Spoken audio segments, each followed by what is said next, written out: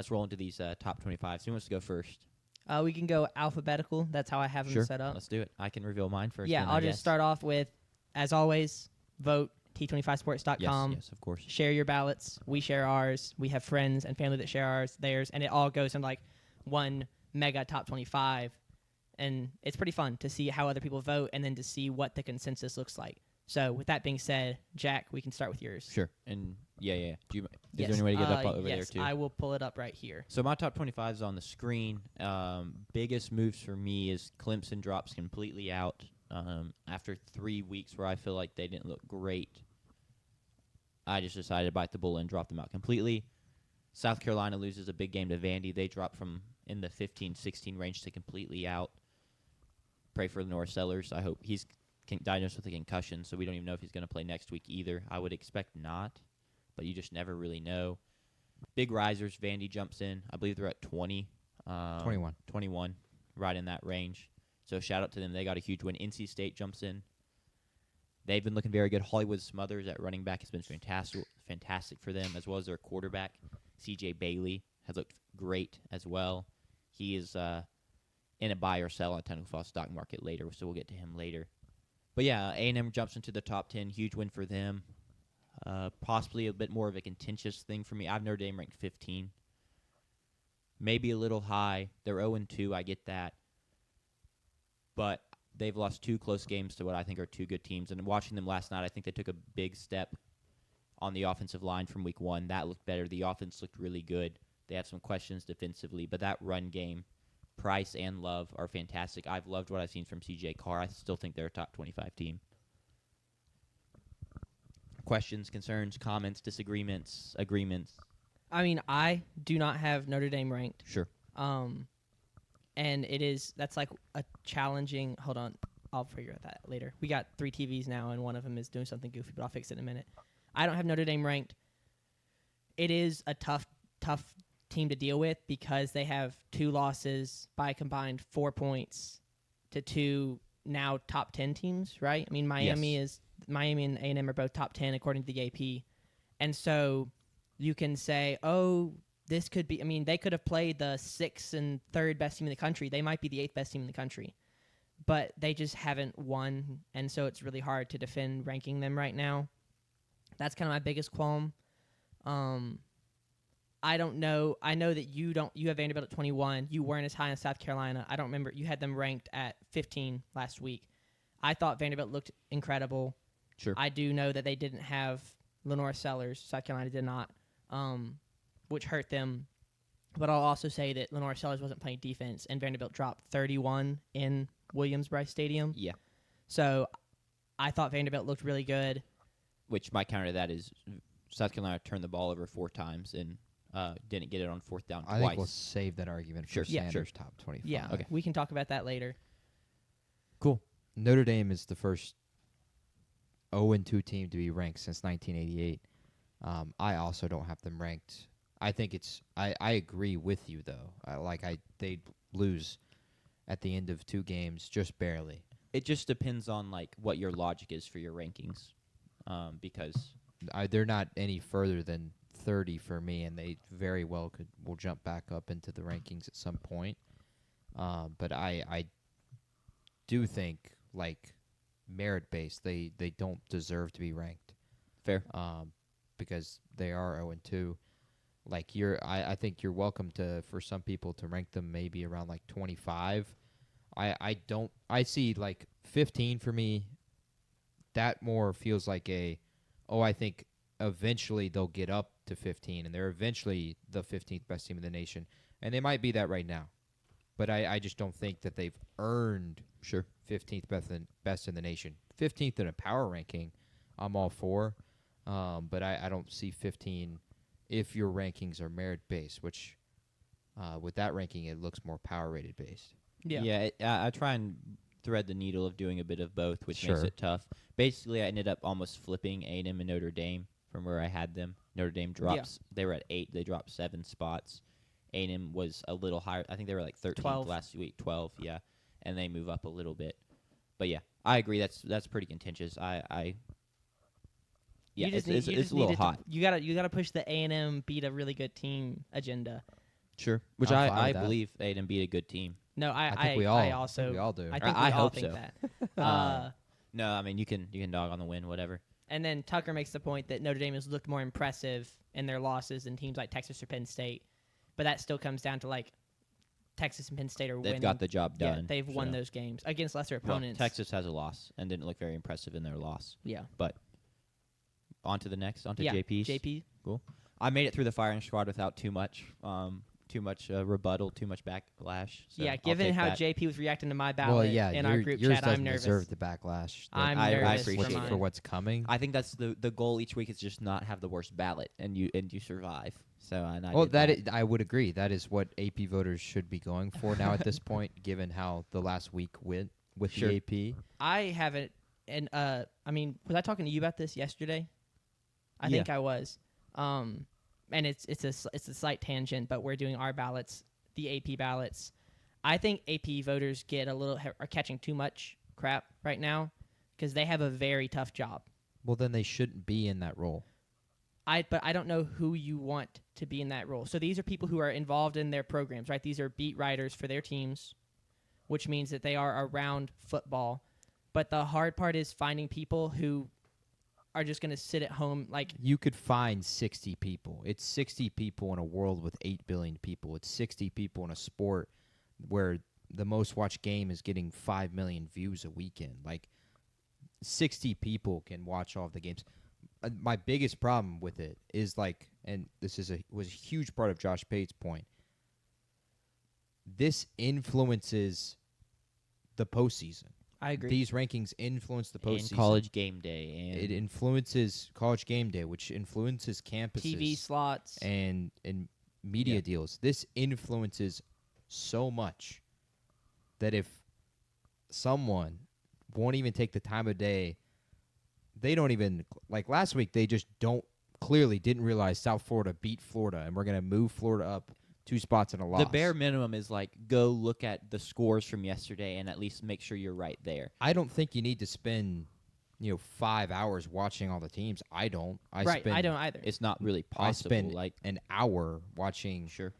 or researching for my top 25, and then I've watched the games the day before. I think they deserve more flack, and they need to continue to be flacked because this is for the sport. Like it's again another terrible look where the higher ups just clearly don't have any control of what's going on. If this is the rankings we use when we see the team on TV, that's the number that's next to them is what comes from this. And you have people that are doing what they're doing, then yes, they deserve all the flack in the world. That's why you need to let the T25 poll be what shows up on TV.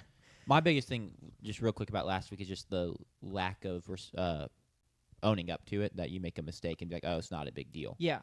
I agree that, like, not owning up to your mistake is a problem. I was just trying to make the point that as someone, and Tucker points it out, I work every state home game. I literally don't have my phone for 6 hours. From, like, I didn't have it from 4 o'clock until the game ended at, like, He had no 10. idea Tennessee missed the I extra didn't point, know. or I the literally field walked goal out and at the texted end of Jack, and I was like, regulation. what do I need to know? What has happened in the last 6 hours? And then I went home, or I've watched the A&M game, and then today I've been watching highlights as much as possible to catch up on what happened yesterday. But I just want to, like, say that it's a hard job to, if you're a beat writer and you're at a game doing your job, your full-time job that you get paid for. I understand. And then to go home and have to have your ballot ready by noon the next day. I understand that point. Right. But that's why they shouldn't be doing it in the first place. Like, it's not on the beat writers. It's on who is being selected to be put in this role. Right. Which is what ultimately is what a ton of the problems are on, is just the people up top. It's not on the beat writers. Like, it's on the people that are picking these people to influence the sport that we love. That's where the problem lies. Yeah. And the only way, unfortunately, to do what we need to do is to highlight the stupid decisions these Sure. AP poll voters are making. But that's I just think they deserve the flack. Yeah. On to my top 25. Let's do that. I've made a significant change, and I don't know if this is a hot take because I haven't really gotten enough opinion, but one person who's also now in the chat thinks this is a hot take. I have Georgia at the number 1 spot. I think they're the best team in the country through 4 weeks, or I should say through 3 weeks. Yeah. Going into week 4, I think they have the best win. Honestly, from start to finish, I think they've shown the best win out of any team. I think A&M has the closest argument for it, but I think Georgia has the best win so far out of anyone right now in the country. I don't disagree. I completely understand, like, all of the discourse with the offense in the first 2 weeks. They were not good. They were sluggish at best. But when you go out and you do that in Neyland Stadium, none of that matters anymore. That's what everyone should care about. And Sure. they were terrific on Saturday, offensively and even defensively in a couple huge spots. So I think Georgia, for me, is the number 1 team in the nation. I don't think, like, over a majority they would get voted that, and that obviously was reflected in the AP poll. But I do think it's a problem that nobody voted them for first place, and Penn State got 5. Yeah, that's considering how Penn State has looked Yeah. through 3 weeks. because you talk about looking sluggish. I feel like Penn State has looked. They haven't covered the spread yet in a game. In Shout 3 out games. Villanova. Yeah, that's a wild backdoor cover by Villanova. But I 100% agree. I don't know how Penn State was as someone who doesn't think that either should have votes. I think that Georgia should have it before Penn State. I still think Ohio State should get it. Georgia's at least beat a very quality team, and I don't want to go too in depth into it because we are going to talk about it later in the show. That game, I don't obviously have them number 1. I don't hate it though, but continue. Then there's some shuffling with Ohio State, Penn State, Miami, and Oregon, but that's just with Notre Dame's loss and then Georgia's win. I have A&M moving. They were already in the top 10 at 10. Now they're at 6. For me, I would say that's probably the second best win we've seen so far this season from start to finish. I have LSU dropping 3 spots. They were terrible. It's kind of a stunner. 5 interceptions for DJ Lagway, and the offense scores 13 points. They score 7 points off one of the interceptions because it's a pick 6. JP, you're spoiled. Okay, they won the game, and that's the That first was thing you crazy. bring up. And Are you serious right Brian now? Kelly looked awful in that interview. Another awful Brian Kelly LSU moment to be added to the list. They do have an incredible win, I think, still at Clemson. I think that's an incredible win. It's a statement. And it's a classic letdown spot last week against Louisiana Tech. But to have 5 interceptions and to score as many points as they did against Florida. Florida, I think, is talented defensively, but still in your own building. Like, I think that was just a poor showing. I don't think that deserves for them to be inside the top 5 for me.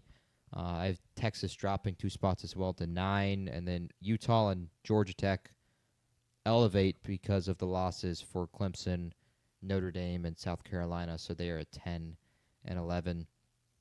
Other notable things, I've now ranked Vanderbilt. Alabama is back in the rankings for me. I think with the way they've looked the past 2 weeks that maybe it was just a awful game at Florida State, and this is still a team, and we'll get that answer here in 2 weeks when they play Georgia. But Vanderbilt has earned the right to be inside the rankings, but I do think we'll get to that game, but for now I think the second half is not necessarily a showing of Vanderbilt as much as it is a showing of how much South Carolina needs Lenore Sellers. Auburn I have sneaking into the rankings, and then Texas Tech I have closing it out at 25. One thing to note, though, I do have Tennessee jumping 5 spots on a loss because they were that impressive, and they literally have 3 chances to win that game. I think they showed a ton on Saturday and showed that they are not. I don't think they're due for a bad season this year with how impressive they were against that Georgia defense. I liked what I saw from Aguilar. You had them jumping 5 spots. I didn't drop them at all for the loss. Yeah. Which I think is a similar thing. You just kind of took it even a step further. Missouri, I like. You have them ranked? Yes, I have them 18. I've had them Cool. 3 weeks ranked now. Missouri, USC are a couple teams I don't have ranked. Texas Tech's a third, but they're all right on the outside for me. I think they're very quality teams. I like your rankings a lot. Not move Arizona State back in, but move them up one. Do you know off the top of your head who you dropped? Just USF, you dropped out. I dropped USF, Clemson, South Carolina, and Notre Dame. Yeah, that was going to be my first question is, and I mean, you kind of addressed it, but can we just kind of readdress it? The Tennessee loses to number 1 by 3 at home In overtime. and moves up 5. Notre Dame loses by 1 to number 6 at home and drops from 8 to unranked. Is it just like what you're seeing? That's, I mean, because I thought Notre Dame was a wild 4th and 12 touchdown. I mean, it reminded me of the Jalen Milroe Auburn. Was that 4th and 25? That's another level. That's not even close, I don't think. But it is. The odds were not great on that. I think the thing is Notre Dame's 0-2, so it's like they've now had that close. Like you look good, but you lost a close game twice now. So and I think also like losing in close games is something that bad teams do. Like if you have a ton of talent, you're going to be in games. But to lose 2 games like that in the manner that they did both times, I think is more of a statement on they're actually not that good. Sure. While they were in close games, it doesn't matter if you don't win the games. So for me, that's why I've dropped them. But they're not far out, and they're more than likely going to climb back in at some point if they were to pick up wins. Their playoff chances are not necessarily out of the question yet either, with big games against Arkansas and USC still left. So maybe they could sneak in at 10-2 at the end of the year if they were impressive the rest of the year. Because the losses are close enough to make that argument at the end of the year. Sure. Yeah, and then the other thing was you said Georgia has the best win. And I guess that's like because it was a road. So like Ohio State has a win over your number 9 team. Georgia's win over your number 15 team. And that's like another thing where it's how they looked. It's not win margin because Ohio State won by more, but that offense did not look great. The defense looked fantastic, but I feel like we're also learning more about Texas now, to where Texas has a lot of issues on offense revolving around Arch and potential injuries and all the rumors. Mm-hmm. Is that where that's coming from? I thought Georgia was unbelievably impressive on Saturday, getting torched by Joey Aguilar, but to respond in the ways that they did and control the game in the ways that they did, to literally take Tennessee's crowd out of the game twice and then a third time winning it, I thought that was unbelievably impressive. That's what top 3 teams, that's what the number 1 team in the nation does when they go on the road, is they take that environment out of the game. And they did that 3 times on Saturday. Gunnar Stockton was ridiculous. And for me, I think they've earned the right to be number 1. I think that win's better than Ohio State's win. Sure. Just being the fact that it was on the road in Neyland Stadium, which is a stadium I have a ton of respect for. So. Cool. Shall we get on to the most divisive of the 3? Yeah, we'll do my rankings. We'll let you get all your thoughts out. I'll walk before through it first. We I have Ohio State at 1 still. I've got Miami moving up to 2. I thought they've looked really impressive. A win over USF. I think that they've looked great. They beat Notre Dame. That's a good win. So I think that they've got a good resume as far as 2 top 25 wins at the time. I mean, it depends on whether you consider it a top 25 win if the team is no longer ranked. I consider it when it happened. Yeah, that's the I way agree. Show ups But- on and like then, ESPN schedule. real quick, like nomenclature, would you consider it a win if that team wasn't ranked when you beat them and then became ranked later on? How do you value that? How would you refer to that? Because that's another tough one. Well, I don't think ranked wins should really I even be agree. a part of I the agree. factor. I wouldn't call that a ranked win because it's a good win, and I get that the team is now ranked, but like teams change throughout the course of a season. For example, like say you beat a team when they're 15th in the country, and then the next week their QB breaks his leg out for the season, and they free fall until they're no longer ranked, and it's like, okay, well, but that's just not the same. And that's an extreme example. Like that's just not the same team we played. So I also dropped LSU. They were underwhelming in their win on Saturday. Andrew McBride makes a great point. Only 10 first downs. The fact that they scored 20, was that the final score? Was 20-10, or did they score again? 20-10. 20-10. They scored 13 offensive points. Yeah. That was tough.